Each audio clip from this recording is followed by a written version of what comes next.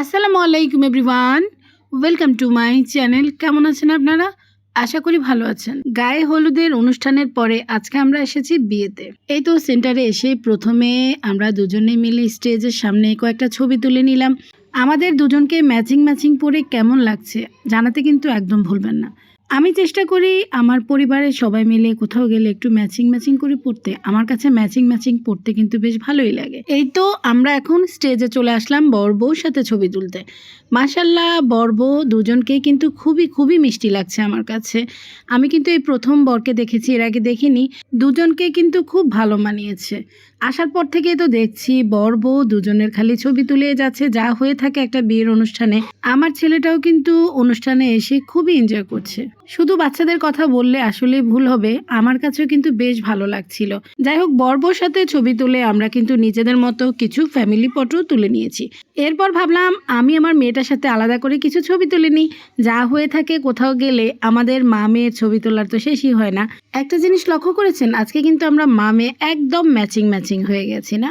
আমরা দুজনে বেশ কিছুক্ষণ নিজেদের মতো করে মজা করলাম। এরপর আবার আমি চলে গেলাম স্টেজের দিকে কেন জানি বিয়ের অনুষ্ঠানে গেলে আমার চোখ চলে যায়, কারণ এত এত লাইটিংয়ের ব্যবস্থা থাকে, বর্বর দিকে আমার শুধু দেখতে ইচ্ছা করে। স্টেজ থেকে সরাসরি চলে গেলাম খাওয়া দাওয়ার জায়গায়, কারণ আমাদেরকে বারবার করে ডাকাডাকি করছে, যেহেতু বিয়ের অনুষ্ঠান একটা টাইমিংয়ের ব্যাপার আছে।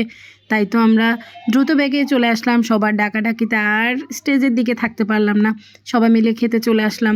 তবে একটা কথা না বললেই নয়, ওনারা যে কি পরিমাণ আন্তরিক সেটা তো আমি আপনাদেরকে আগের ভিডিওতে বলেছি। আসলে সত্যি কথা, কিছু সম্পর্ক এমনই হয়। দেখা যায় ওনাদের সাথে আমাদের কোনো রক্তের সম্পর্ক নেই, তারপরেও তারা যে পরিমাণ আন্তরিকতা করেছে তা সত্যি কিন্তু ভোলার মতো না। তাই তো আমি সবসময় বলি, রক্তের সম্পর্ক চেয়েও আমার কাছে আত্মার সম্পর্কটাই খুবই আপন মনে হয়। প্রতিটা খাবারই অসম্ভব মজা ছিল আর অনেক গরম ছিল। আমাদের জন্য স্পেশালভাবে অনেক কিছু আলাদা করে রান্না করেছে আর গরম গরম করে রান্না করেছে। দেখা যায় অনেকেরই খাওয়া শেষ হয়েছে, আমরা যেহেতু একটু দেরিতে এসেছি তাই আমাদের জন্য আলাদা করে গরম সব কিছু রান্না করেছে।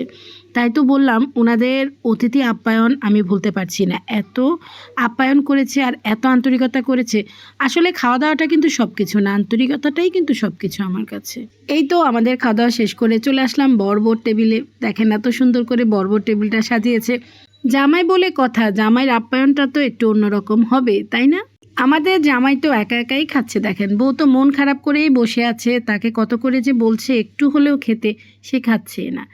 আসলে ওর বিয়ে হয়েছে কিন্তু অনেক দূরে, তাই তো সে বাবা মা সবাইকে ছেড়ে এত দূরে চলে যাবে, তার মনটা তাই বেশি খারাপ। জামাই এটা সেটা বলে তাকে হাসানোর চেষ্টা করছে, তাই তো সে একটু একটু করে আবার হাসছেও। সত্যি কথা, দুজনকে কিন্তু খুবই ভালো মানিয়েছে। দোয়া করি আল্লাহ ওদেরকে সুখে শান্তিতে রাখুক। আমারও কিন্তু এখন ওর জন্য খুবই মন খারাপ করছে, তাই তো ভাবলাম যাওয়ার আগে ওর সাথে দেখা করে ওর কাছ থেকে বিদায় নিয়ে যাই। এই তো আমি চলে গেলাম ওর কাছে এবং ওর বরের কাছে বিদায় নিতে। ও আমাকে এখন কি বলছে জানেন? ও বলছে যে যেন আমার ছেলের দিকে আমি নজর দিই আর ওকে যেন বেশি বকাঝকা না করি। মাশাআল্লাহ, এই ব্যাপারগুলো আমার কাছে কিন্তু বেশ ভালো লেগেছে। এখন এই সময় দাঁড়িয়ে সে আমার ছেলের কথা ভাবছে। এই তো এখন সবার কাছ থেকে বিদায় নিয়ে আমরা চলে যাব। একটু নিচে এসে বড় আয়নাটা আবার চোখে পড়লো, তাই ভাবলাম চারজনের একসাথে একটু ভিডিও করে নিই। যেমন কথা তেমন কাজ, সবাই মিলে একসাথে খুব সুন্দর কিছু ভিডিও করে নিলাম। সেন্টারের নিচে গিয়ে আমি একটা জিনিস দেখে তো পুরাই অবাক, সাহেব আমার জন্য পান বানাচ্ছে। ও তো নিজে পান খায় না, জানে আমি খাওয়া দাওয়ার পরে একটু পান খেতে পছন্দ করি, আমার জন্য একটু পান বানিয়ে নিল। এই সুন্দর মুহূর্তটা দেখে কেউ মাশাল্লাহ বলতে কিন্তু ভুলবেন না। সত্যি কথা, আজকে খুব সুন্দর সময় কাটিয়েছি পরিবারের সবাই মিলে। তো আর কি, এখন বাসায় চলে যাই। এর আগে আপনাদের কাছ থেকে বিদায় নিয়ে ফেলি। আজকের ভিডিওটা কেমন লেগেছে জানাতে কিন্তু ভুলবেন না। আজকে তবে এ পর্যন্তই। সবাই ভালো থাকবেন। আল্লাহ হাফেজ।